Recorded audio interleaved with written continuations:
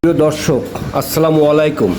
আপনারা দেখতে পাচ্ছেন খুলনা সিটি কর্পোরেশনের প্রশাসক জনাব নজরুল ইসলাম মঞ্জু আজ সকালে খুলনা নগরীর লবণচড়া স্লুইস গেট খালটি পরিদর্শন করছে।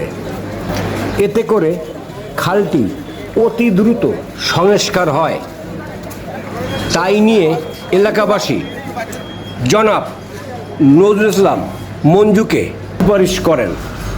গাজী জুবায়ের আলম, খবর প্রতিদিন, খুলনা।